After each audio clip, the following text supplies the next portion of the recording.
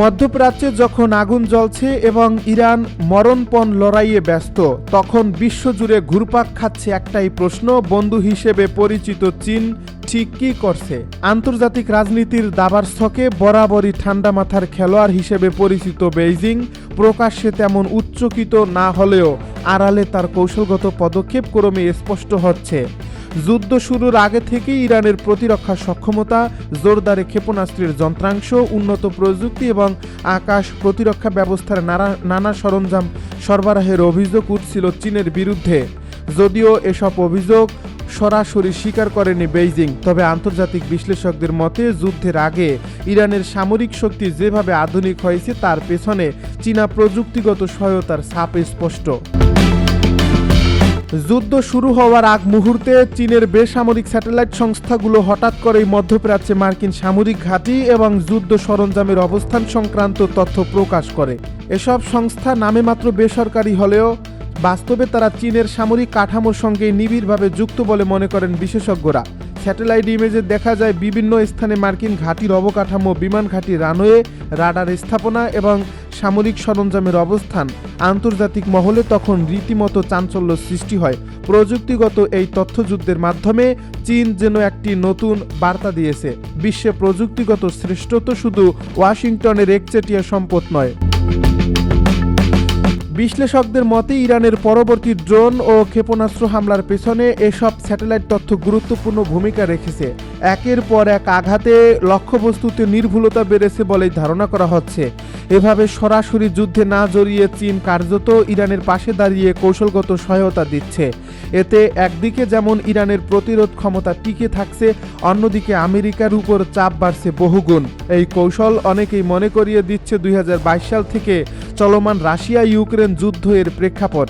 সেই যুদ্ধে ন্যাটো এবং যুক্তরাষ্ট্র সরাসরি মাঠে না নেমেও ইউক্রেনকে বিপুল সামরিক ও গোয়েন্দা সহায়তা দিয়েছে। এর ফলাফল হিসেবে যুদ্ধ দীর্ঘায়িত হয়েছে এবং রাশিয়াকে বড় ধরনের অর্থনৈতিক ও সামরিক চাপে পড়তে হয়েছে। এখন প্রশ্ন উঠছে, একই মডেল কি চীন অনুসরণ করছে ইরানকে সামনে রেখে? ভূ রাজনৈতিক বিশ্লেষকেরা বলছেন চীনের প্রেসিডেন্ট শি জিনপিং এক ঢিলে একাধিক পাখি মারার কৌশল নিয়েছেন। প্রথমত, ইরানকে শক্ত অবস্থানে রেখে মধ্যপ্রাচ্যে আমেরিকার সামরিক ব্যস্ততা বাড়ানো। দ্বিতীয়ত, এই ব্যস্ততার সুযোগে ইন্দো প্যাসিফিক অঞ্চলে চীনের উপর যে চাপ রয়েছে তা কিছুটা লাঘব করা। তৃতীয়ত, বিশ্বকে দেখানো যে চীন শুধু অর্থনৈতিক শক্তিই নয়, প্রযুক্তিগত ও কৌশলগত ক্ষেত্রেও বড় খেলোয়াড়। এদিকে চীন নীরবে নিজের স্বার্থ সুরক্ষিত করছে। জানা গেছে বেইজিং তেহরানকে অনুরোধ করছে যাতে হরমুজ প্রণালীতে চীনের জাহাজ ও তেল আমদানির উপর কোনো আঘাত না আসে। হরমুজ প্রণালী বিশ্ব জ্বালানি বাণিজ্যের অন্যতম গুরুত্বপূর্ণ রুট। এখান দিয়ে বিপুল পরিমাণ তেল পরিবাহিত হয়, যার বড় অংশ যায় চীনে। এর ফলে ইরানের সম্ভাব্য অবরোধ বা সামরিক উত্তেজনার মধ্যেও চীনা বাণিজ্যিক স্বার্থ অক্ষুণ্ণ রাখার বিষয়ে বিশেষ সমঝোতার ইঙ্গিত পাওয়া যাচ্ছে। অন্যদিকে ইরান একের পর এক হামলা চালাচ্ছে উপসাগরীয় অঞ্চলে মার্কিন স্বার্থ সংশ্লিষ্ট স্থাপনাগুলোর উপর। সংযুক্ত আরব আমিরাত, কাতার, কুয়েত এবং সৌদি আরবে অবস্থিত মার্কিন সামরিক অবকাঠামো এবং সংশ্লিষ্ট স্থাপনাগুলো লক্ষ্যবস্তুতে পরিণত হয়েছে বলে বিভিন্ন সূত্রে জানা যাচ্ছে। এতে করে আঞ্চলিক উত্তেজনা আরও বাড়ছে এবং যুক্তরাষ্ট্রকে তার সামরিক উপস্থিতি জোরদার করতে হচ্ছে। বিশেষজ্ঞদের মতে যুদ্ধ যত দীর্ঘ হবে ততই আমেরিকার সামরিক ব্যয় ও অর্থনৈতিক চাপ বাড়বে। দীর্ঘমেয়াদী সংঘাতে জড়িয়ে পড়লে অভ্যন্তরীণ রাজনীতিতেও প্রভাব পড়তে পারে। রাশিয়ার ক্ষেত্রে যেমন পশ্চিমা নিষেধাজ্ঞা ও দীর্ঘ যুদ্ধ অর্থনীতিকে চাপে ফেলছে, তেমনি যুক্তরাষ্ট্র বহুমুখী ফ্রন্টে চাপের মুখে পড়তে পারে। যদিও আমেরিকার অর্থনৈতিক ও সামরিক সক্ষমতা রাশিয়ার তুলনায় অনেক বড়, তবু বহুমাত্রিক সংঘাতে চাপ উপেক্ষা করার মতো নয়। ইরানের বিরুদ্ধে স্থলাভিযান শুরু। ইরাকি সীমান্তের কাছাকাছি এলাকা থেকে হাজার হাজার কুর্দি যোদ্ধা ইরানের অভ্যন্তরে স্থল অভিযান শুরু করছে। এর মধ্য দিয়ে আঞ্চলিক উত্তেজনা বৃদ্ধির সঙ্গে সঙ্গে তেহরানের বিরুদ্ধে যুদ্ধের আরেকটি ফ্রন্ট তৈরি হয়েছে। বুধবার মার্কিন গণমাধ্যম ফক্স নিউজের এক প্রতিবেদনে এই তথ্য নিশ্চিত করা হয়েছে। এছাড়া জেরুজালেম পোস্ট ইসরায়েলি কর্মকর্তাদের সূত্রে একই তথ্য জানিয়েছে। ইরান ইরাক সীমান্তে কার্যত কুর্দি বাহিনীকে তেহরানের বিরুদ্ধে লড়াই করা সবচেয়ে গুরুত্বপূর্ণ সশস্ত্র বিরোধী গোষ্ঠীগুলোর মধ্যে একটি হিসেবে ধরা হয়। এই গোষ্ঠীগুলো ইরানি কুর্দি সম্প্রদায় ভিত্তিক এদের হাজার হাজার যোদ্ধা রয়েছে। এদের অধিকাংশই ইরানের সীমান্তবর্তী ইরাকের কুর্দিস্তান অঞ্চল থেকে কার্যক্রম পরিচালনা করে।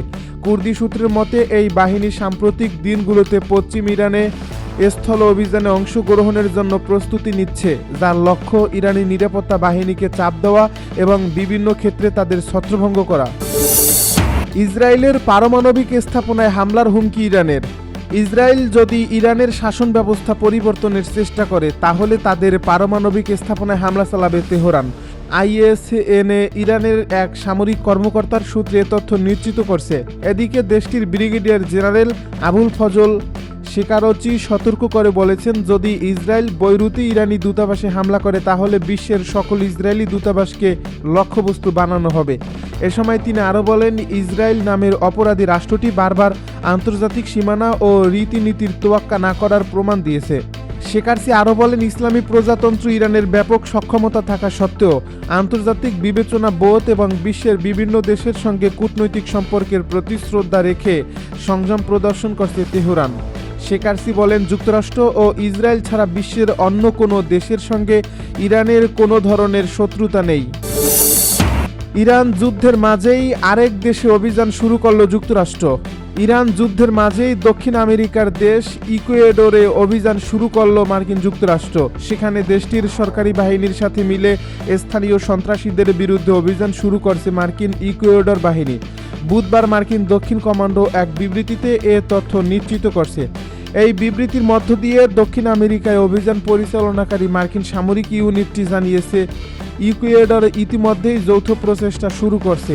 জেনারেল ফ্রান্সিস ডোনোভান বলেছেন, ৩ মার্চ ইকুয়েডর এবং মার্কিন সামরিক বাহিনী ইকুয়েডরের সন্ত্রাসী সংগঠনের বিরুদ্ধে অভিযান শুরু করছে।